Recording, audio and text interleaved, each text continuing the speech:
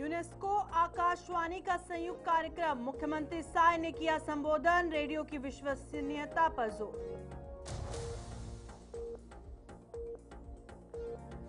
छत्तीसगढ़ गृह मंत्री ने प्रेस कॉन्फ्रेंस में अहम घोषणाएं की, प्रदेश से 2026 तक नक्सलवाद के पूर्ण उन्मूलन का लक्ष्य। रायपुर के आरंग में कलेक्टर का निरीक्षण, परसदा 3 में वीबीजी रामजी योजना की समीक्षा, जल संरक्षण और स्वच्छता की दिशा में अहम पहल।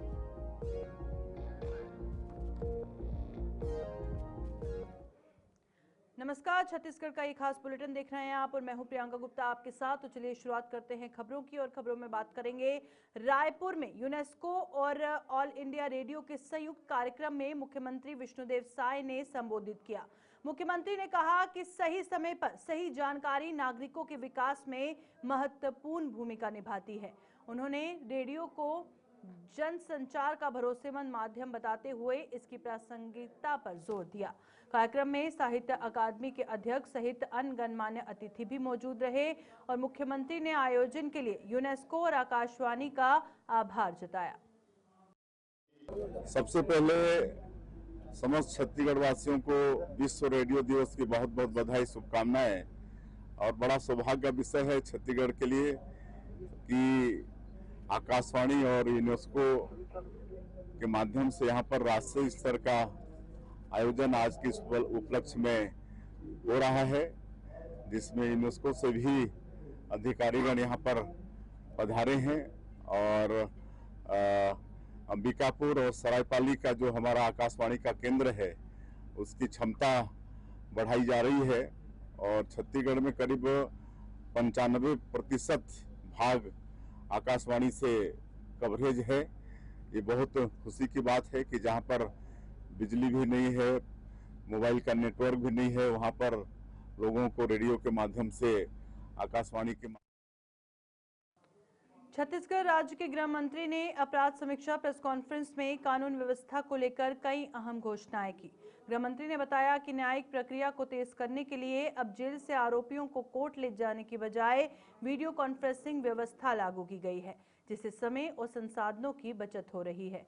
उन्होंने घुसपैठ रोकथाम, धर्मांतरण, गोवंश तस्करी, एनडीपीएस और साइबर क्राइम के मामलों में सख्ती के आंकड़े भी साझा किए। साथ ही 2026 तक प्रदेश से नक्सलवाद के पूर्ण उन्मूलन का लक्ष्य रखने की बात भी कही। सभी लोग यहाँ प्रमुख लोग उपस्थित हैं। मैं विशेष रूप से इस बात के साथ अपनी बात की शुरुआत करना चाहता हूँ कि जब 2024 जनवरी आप मान लें, चूँकि 23 में दिसंबर में शपथ ग्रहण वगैरह नई सरकार का हुआ था और जनवरी 2024 से काम करना प्रारंभ हुआ था, उससे पहले पुलिस विभाग से किस तरह के काम लिए जा रहे थे और क्या क्या घटनाएं थी, आप सबके ध्यान में बहुत अच्छे से है।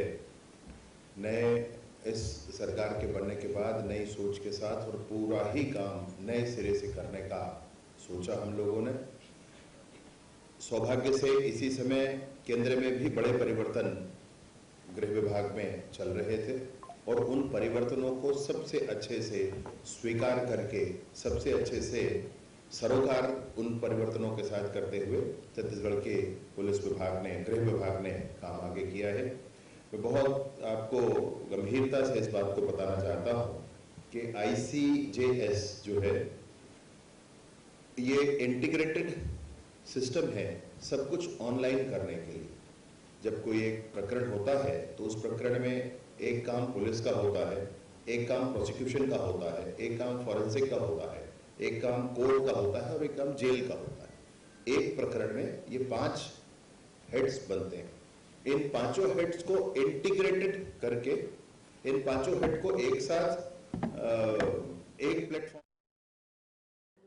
रायपुर के भाजपा नेता ओपी चौधरी ने कहा कि असम चुनाव में उनकी और अरुण साव और लखन साहू की ड्यूटी 8 विधानसभा क्षेत्रों में लगाई गई है और वे कार्यकर्ता के रूप में पूरा योगदान देंगे। उन्होंने विश्वास जताया कि असम, पश्चिम बंगाल, केरल और तमिलनाडु में भाजपा शानदार प्रदर्शन करेगी। चौधरी ने कहा कि देश की जनता समझ चुकी है कि भाजपा के नेतृत्व में ही भारत आर्थिक महाशक्ति बन सकता है।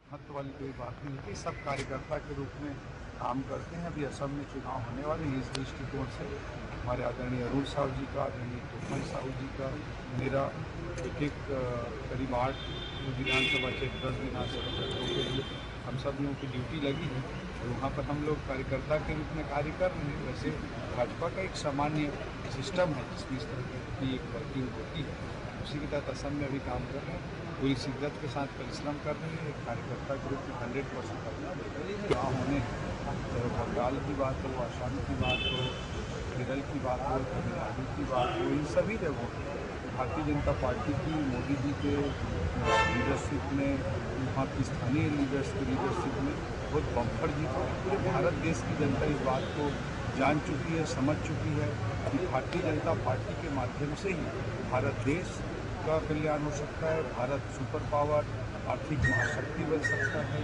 और वास्तविक अर्थ में राष्ट्र भूपेश बघेल जी के भी पाँव पड़े, जहाँ जहाँ भूपेश बघेल जी के पाँव पड़ते हैं वहाँ कांग्रेस का सफाया हो जाता है।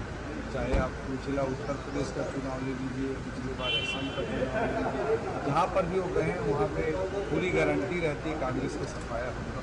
हम तो चाहेंगे ही कि उनको जिम्मेदारी असम में वो भी अपना काम कर रहा है, कानून के हिसाब से काम होगा। अनावश्यक अनर्गल आरोप और प्रत्यारोप करने से कुछ नहीं होता, कानून अपहत्व वाली कोई बात नहीं होती। सब कार्यकर्ता के रूप में छत्तीसगढ़ में आयोजित युवा महापंचायत में युवा कांग्रेस के राष्ट्रीय अध्यक्ष सुदेव भानुचिब ने केंद्र सरकार पर तीखा हमला बोला। उन्होंने आरोप लगाया कि बीजेपी मनरेगा पर 40% बोझ डालकर योजना को कमजोर कर रही है और राजीव गांधी के 3 टायर सिस्टम को तोड़कर सत्ता का केंद्रीकरण कर रही है। उदय भानुचिब ने आर्मी चीफ के चीन संबंधित दावों पर विश्वास जताते हुए प्रधानमंत्री से गलवान के शहीदों की जिम्मेदारी लेने की मांग की। साथ ही उन्होंने हिमंत बिस्वा शर्मा पर टिप्पणी करते हुए अमेरिका कृषि डील को किसान विरोधी बताया।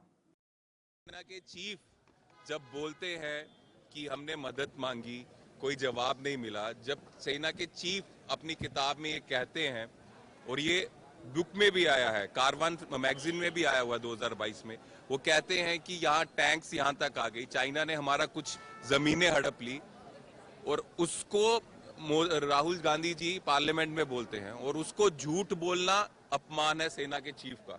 सेना के चीफ जो कह रहे हैं, हो सकता है बीजेपी के जो करप्ट नेता हैं उनको आर्मी चीफ पे, इंडियन आर्मी में विश्वास ना हो। राहुल गांधी जी को, हम सबको और हर एक भारतीय को इंडियन आर्मी में गर्व भी है और वो जो कहते हैं उसमें विश्वास भी है। तो बेशक जो इंडियन आर्मी के चीफ कह रहे हैं, हम उन छत्तीसगढ़ प्रदेश कांग्रेस कमेटी के संचार प्रमुख सुशील आनंद शुक्ला ने गृह मंत्री के 34 बांग्लादेशियों को रिपोर्ट करने के दावे को राजनीतिक प्रोपेगेंडा बताया। शुक्ला ने सवाल उठाया कि कथित घुसपैठिया कब और कहां से आए, इसकी विस्तृत जानकारी सार्वजनिक क्यों नहीं की गई। उन्होंने प्रदेश में कानून व्यवस्था पर भी निशाना साधते हुए एसपी कलेक्टर कार्यालय जलाने की घटनाओं, कवर्धा में व्यक्ति को जिंदा जलाए जाने और कोंडा गांव में बिगड़ती स्थिति का उल्लेख किया। कांग्रेस ने प्रदेश में अराजकता का आरोप लगाते हुए सरकार से जवाब मांगा है। भारतीय जनता पार्टी वास्तविक मुद्दों से ध्यान भटकाने के लिए काल्पनिक मुद्दों की बात करती है। गृह मंत्री दावा करते हैं कि 34 बांग्लादेशियों को डिपोर्ट किया। ये बांग्लादेशी छत्तीसगढ़ में कब से रह रहे थे? 2014 के बाद आए थे या 14 के पहले आए थे? ये 14 के बाद आए थे तो क्या इन्होंने केंद्रीय गृह मंत्रालय को पत्र लिखा कि देश में कैसे बांग्लादेशी घुसपैठी आ गए? पहली बात। दूसरी बात, इन बांग्लादेशियों को जो आपने डिपोर्ट किया तो इनकी सूची आप सार्वजनिक क्यों नहीं कर रहे हैं कि बांग्लादेश के कौन से जिले से आए थे? ये सिर्फ पॉलिटिकल प्रोपेगेंडा है भारतीय जनता पार्टी की सरकार। गृह मंत्री ये नहीं बताई कि 2 साल उपलब्धि के रूप में छत्तीसगढ़ में एसपी कलेक्टर कार्यालय जला दिए गए, उनके खुद के कवर्धा में आगजनी हो गई, एक आदमी को जिंदा जला दिया गया। प्रदेश में अराजकता की स्थिति है। आज भी जब गृह मंत्री प्रेस कॉन्फ्रेंस ले रहे थे तो कोंडा गांव में कानून व्यवस्था की स्थिति उत्पन्न हुई, इसके बारे में कुछ क्यों नहीं बोल रहे? दरअसल छत्तीसगढ़ में रायपुर जिले के आरंग क्षेत्र में कलेक्टर डॉक्टर गौरव सिंह ने ग्राम परसदा 3 में वीबीजी रामजी योजना के तहत चल रहे कार्यों का निरीक्षण किया। उन्होंने ग्रामीणों से संवाद कर प्रगति की समीक्षा की और ग्रे वाटर ट्रीटमेंट प्रणाली का अवलोकन किया, जिसके जरिए अपशिष्ट जल का उपचार कर सिंचाई और अन्य कार्यों में उपयोग किया जा रहा है। इस दौरान जिला पंचायत सीईओ कुमार विश्वरंजन और एसडीएम आरंग अभिलाषा पैकरा सहित अन्य अधिकारी मौजूद रहे। पहल को जल संरक्षण और स्वच्छता की दिशा में अहम कदम बताया गया। Chhattisgarh state marketing corporation limited और आबकारी विभाग में लगी आग को लेकर विपक्ष ने इसे भ्रष्टाचार छिपाने की साजिश बताया। आरोप है कि ऑडिट से पहले कंप्यूटरों में आग लगाकर बैलेंस शीट से जुड़े सबूत नष्ट करने की कोशिश की गई। वहीं पर कोंडागांव के मक्का प्रोसेसिंग प्लांट से निकलने वाले वेस्ट मटेरियल से ग्रामीणों की फसलें बर्बाद होने का मामला भी गरमाया हुआ है। शिकायतों के बावजूद कार्रवाई न होने से ग्रामीणों में आक्रोश बढ़ रहा है और प्रशासन की भूमिका पर सवाल उठ रहे हैं और स्थिति तनावपूर्ण बताई जा रही है।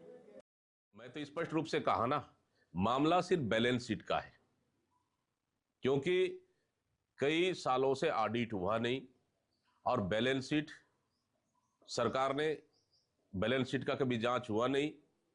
कुल मिलाकर बैलेंस शीट में गड़बड़ी और बड़ी भ्रष्टाचार को छुपाने के लिए जानबूझकर उस कंप्यूटर में आग लगा दी गई है। इसको सरकार को गंभीरता से जांच करनी चाहिए। सर, ये अमूमन ऐसा होता है जब सरकारें बदलती हैं तो उस तरह से आग लगती है, ऐसा कहा जाता है। अभी तो 2.5 साल ही हुए हैं और आग लगाने की नौबत देखिए 18 बाद हमारी सरकार बनी, एक भी ऑफिस में छत्तीसगढ़ में मुख्यमंत्री ग्रामीण बस योजना 2025 के तहत बस्तर और सरगुजा के 450 गांव पहली बार बस सुविधा से जुड़ गए हैं। 69 नए मार्गों पर बसों का संचालन शुरू हो चुका है, जिससे दूरस्थ ग्रामीण इलाकों को आवागमन की बेहतर सुविधा मिल रही है। साथ ही एटीएस, आरवीएसएफ और ई ट्रैक जैसी 17 पहलों के जरिए सड़क सुरक्षा को नई दिशा दी जा रही है। परिवहन विभाग का दावा है कि इन योजनाओं से दुर्घटनाओं में कमी आएगी और ग्रामीण विकास को गति मिलेगी। किसी को जाने से नहीं रोका जा रहा है। जो बिना सुरक्षा के जब पीछे आगे चले जाते थे तो उनको सुरक्षा की क्या जरूरत है? हम तो जानते हैं, हमने देखा है उनको जो बिना करते हैं सुरक्षा के, बिना पुलिसकर्मी के संप्रभु क्षेत्र में मुक्त होकर घूमते थे। अभी कुछ ठीक है। आसाम चुनाव में छत्तीसगढ़ से कांग्रेस के काफी कार्यकर्ता और बड़े नेता गए हुए। भारतीय जनता पार्टी की तैयारी क्या है छत्तीसगढ़ प्रदेश के? कवर्धा में उप मुख्यमंत्री विजय शर्मा ने 2 करोड़ 80 लाख रुपए के विकास कार्यों की आधारशिला रखी और अंबेडकर चौक से समनापुर पुल तक बीटी रोड और नाली निर्माण के साथ लक्ष्मी नारायण मंदिर के पास सामुदायिक भवन का पूजन किया गया। उप मुख्यमंत्री ने कहा कि आधारभूत संरचनाएं नगर के सर्वांगीण विकास के लिए आवश्यक है। साथ ही प्रधानमंत्री आवास योजना के तहत हितग्राहियों को प्रमाण पत्र भी वितरित किए गए। कार्यक्रम में जनप्रतिनिधियों की मौजूदगी रही और शहर के समग्र विकास के लिए सहयोग की अपील की गई। नागपुर में DCP crime and cyber Samritik Rajnala और DCP west zone Sandeep Patel के निर्देशन में anti crime and cyber unit ने ऑनलाइन सट्टा गिरोह का पर्दाफाश किया। थाना कबीरनगर क्षेत्र में मुखबिर की सूचना पर की गई कार्रवाई में 4 आरोपियों को गिरफ्तार किया गया है। जानकारी हमको ऐसे मिली थी कि एक चौक के पास कुछ लोग ऑनलाइन में जुआ का खेल रहे थे, सट्टा खेल रहे थे, तो उसके ऊपर संयुक्त टीम ने राइड मारा और उसमें मौके पर 4 लोग मोबाइल्स में अलग अलग ऑनलाइन साइट्स में जुआ के सट्टा खेलने का सामने आया, जिसमें रामपुर 777, पावर एक्सचेंज और फूड 777 ऐसे ऑनलाइन साइट्स में वो लोग सट्टा खेल रहे थे। मौके पे हमको 17 लाख का कैश भी रिकवर हुआ है और इसमें आरोपी का डिटेल्स प्रकार है। छत्तीसगढ़ युवा कांग्रेस ने मनरेगा संशोधन संग्राम के तहत प्रदेश स्तरीय युवा महापंचायत का आयोजन किया, जिसमें 3000 से अधिक युवा शामिल हुए। राष्ट्रीय प्रभारी मनीष शर्मा और राष्ट्रीय अध्यक्ष उदय भानु चिब ने मनरेगा को लेकर केंद्र सरकार पर निशाना साधा और संघर्ष तेज करने की बात कही। प्रदेश कांग्रेस अध्यक्ष दीपक बैज ने सरकार बदलने का संकल्प दिलाया। वहीं आकाश शर्मा ने आंदोलन और पदयात्रा की घोषणा की। कार्यक्रम में चंदास महंत और टीएस सिंहदेव सहित कई वरिष्ठ नेता मौजूद रहे।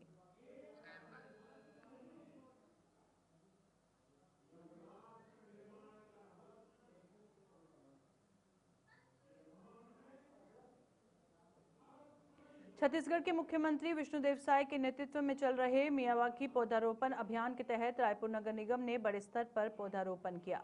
सरोना में 7500 से अधिक, लाभांडी में 3000 और वुमेन्स हॉस्टल पुनहर में 2000 पौधे लगाए गए। महापौर श्रीमती मीना चौबे के निर्देश पर पर्यावरण और उद्यानिकी विभाग अध्यक्ष बोलाराम साहू ने स्थलों का निरीक्षण कर प्रगति का जायजा लिया।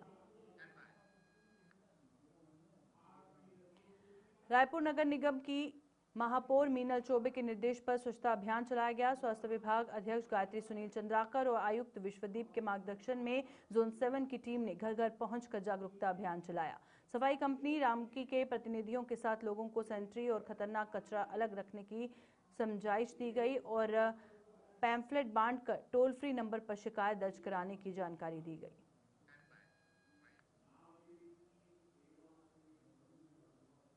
मुंगेली में मुख्यमंत्री कन्या विवाह योजना के तहत 27 मार्च 2025 को डॉक्टर श्यामा प्रसाद मुखर्जी स्टेडियम में 192 जोड़ों का सामूहिक विवाह आयोजित हुआ। अब लोरमी परियोजना क्रमांक 2 में अनियमितता के आरोप लगे हैं। दावा है कि पहले से शादीशुदा जोड़ों को योजना का लाभ दिया गया, जबकि ये योजना आर्थिक रूप से कमजोर परिवारों की बेटियों के लिए है। महिला एवं बाल विकास विभाग में शिकायत के बावजूद कार्रवाई न होने पर स्थानीय लोगों ने अधिकारियों की मिलीभगत का आरोप लगाया है। शिकायतकर्ताओं ने निष्पक्ष जांच और दोषियों पर सख्त कार्रवाई की मांग की है। आज से कुछ समय पहले सूचना का अधिकार लगाया गया इस महिला बाल विकास में, जेकर माध्यम से जानकारी मिली। जानकारी के जब मैं जांच और पड़ताल करेंगे तो जानकारी में मुंगेली जिला में पूरा परियोजना 5 परियोजना क्रमांक 5 परियोजना भारी भ्रष्टाचार की मिली बोला, जेकर मैं शिकायत महिला बाल विकास मुंगेली से करें, लेकिन शिकायत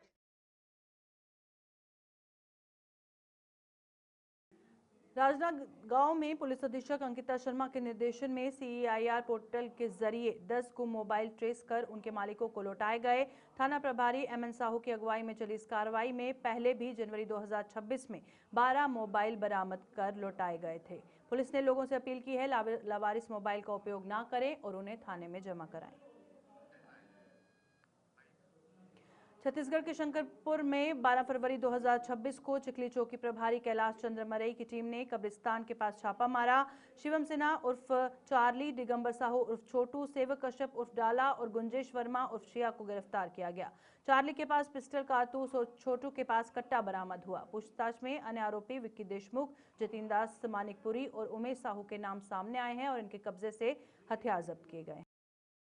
इंट आधारित बहुत ही बेहतरीन कार्रवाई देखने को मिली है, जिसमें कांस्टेबल्स और चौकी प्रभारी चिखली की एक महत्वपूर्ण भूमिका थी और इंट आधारित ये कार्रवाई रही है। इस कार्रवाई में उनके द्वारा छत्तीसगढ़ की ग्रीन आर्मी ने रायपुर के तालाबों पर बढ़ते अतिक्रमण के खिलाफ निर्णायक अभियान शुरू किया है। प्रेस कॉन्फ्रेंस में सर्वोदय तालाब में आरक्षित क्षेत्र के निर्माण से जलग्रहण प्रभावित होने का मुद्दा उठाया गया। महापौर मीनल चौबे, नेता प्रतिपक्ष, सभापति और आयुक्त को ज्ञापन सौंपकर तुरंत सीमांकन करने और अतिक्रमण हटाने की मांग की है। छत्तीसगढ़ के इस बुलेटिन में फिलहाल इतना ही। दीजिए इजाजत। नमस्कार।